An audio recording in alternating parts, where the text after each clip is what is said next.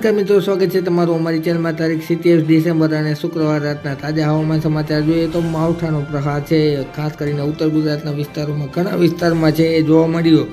સાથે સાથે વાત કરીશું આગામી દિવસોમાં હજુ પણ ખાસ કરીને આગામી 48 કલાક માવઠાની સ્થિતિ શું રહેશે, તેમજ સાથે સાથે ઠંડી, તાપમાન તેમજ ઝાકળને લગતી સંપૂર્ણ વાત કરીશું। મિત્રો, એ પહેલાં જો અમારી ચેનલ પર નવા હોય તો ચેનલ સબસ્ક્રાઈબ કરી વિડીયો લાઇક તથા શેર કરી દેજો। મિત્રો, તારીખ 28 અને સવારના તાજા હવામાન સમાચાર જોઈએ તો હજુ પણ દાહોદ તેમજ વડોદરા, આ ઉપરાંત વાત કરીએ તો મધ્યપ્રદેશ અને મહારાષ્ટ્ર બોર્ડર આસપાસના વિસ્તારોમાં હજુ પણ માવઠું જોવા મળી શકે છે, જેમાં ખાસ કરીને રાજસ્થાનના વિસ્તારોમાં પણ માવઠું જોવા મળશે। બોર્ડર આસપાસના વિસ્તારોમાં જોકે સૌરાષ્ટ્ર અને કચ્છમાં છે, તેમજ સાથે સાથે અમદાવાદ સહિતના વિસ્તારોમાં માવઠાથી રાહત જોવા મળશે। ત્યારબાદ બપોરના સમયની વાત કરીએ તો બપોરના સમયે ખાસ કરીને દક્ષિણ ગુજરાતના વિસ્તારોમાં જેમાં વલસાડ તેમજ સાપુતારા, ડાંગ વિસ્તારોમાં, આ ઉપરાંત વાત કરીએ તો અસ્થિરતાના હિસાબે છે એ ઉત્તર ગુજરાતના અમુક વિસ્તારોમાં છે એ છાટાછૂટી જોવા મળી શકે છે બપોરના સમયે। ત્યારબાદ આપણે રાતના સમયની વાત કરીશું તો રાતના સમયે છે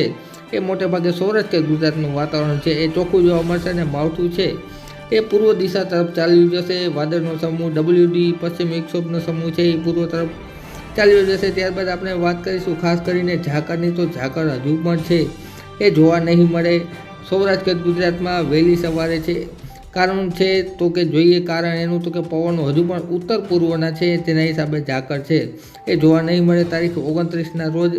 પરંતુ આપણે તાપમાનની વાત કરીએ તો ઠંડીનું જોર છે એ માવઠા બાદ એટલે કે તારીખ 29ના રોજ છે ઠંડી વધવાની છે, જેના હિસાબે ઘણા વિસ્તારોમાં છે એ તાપમાન 12થી લઈ અને 16 ડિગ્રી જેટલું જોવા મળી શકે છે। મિત્રો, ને રાત્રિગાળા સમય દરમિયાનનું તાપમાન છે એ 9થી 12 ડિગ્રી જોવા મળી શકે છે। અમુક સેન્ટરમાં સિંગલ ડિજિટના આંકડા પણ જોવા મળી શકે છે। મિત્રો, ત્યારબાદ મિત્રો તારીખ 31 ડિસેમ્બરની વાત કરીએ તો થોડી અસ્થિરતા જોવા મળશે, તેમાં પણ ખાસ કરીને પશ્ચિમના વિસ્તારો જેમાં દ્વારકા, પોરબંદર અને જામનગરના વિસ્તારોમાં છે એ અસ્થિરતાના હિસાબે થોડા વાદળનો સમૂહ છે જોવા મળી શકે છે, પરંતુ કોઈ માવઠાની શક્યતા રહેલી નથી તારીખ 31 ડિસેમ્બર તેમજ 30 ડિસેમ્બરના રોજ।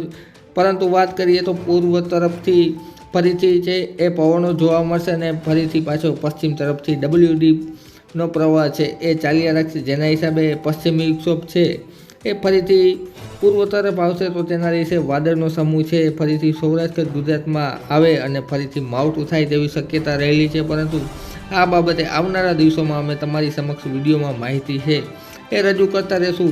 આ વાદળનો સમૂહ હજુ પણ થોડો દૂર છે અને હજુ નાનો સમૂહ છે, મજબૂત પશ્ચિમી વિક્ષોભ નથી। મજબૂત પશ્ચિમી વિક્ષોભ આવશે તે બાબતે માવઠું છે એ વધારે પ્રમાણમાં જોવા મળતું હોય છે, તે માવઠું આવશે તો અમે અગાઉથી 5 દિવસ અગાઉ પણ તમને જાણ કરી દઈશું। હાલ જોઈએ તો કાલના દિવસ બાદ છે 31 ડિસેમ્બર સુધી કોઈ માવઠાની શક્યતા રહેલી નથી, પરંતુ 1થી 5 જાન્યુઆરી દરમિયાન ફરીથી વાતાવરણમાં પલટો આવે તો તે બાબતે અમે વિડીયોમાં માહિતી આપતા રહીશું। માટે અમારી ચેનલમાં જોડાયેલા રહેજો। મિત્રો, હવામાનની પળેપળની ખબર તમારા કામની છે, અમે વિડીયો મારફતે રજૂ કરતા રહીશું। વિડીયો જોવા બદલ આભાર।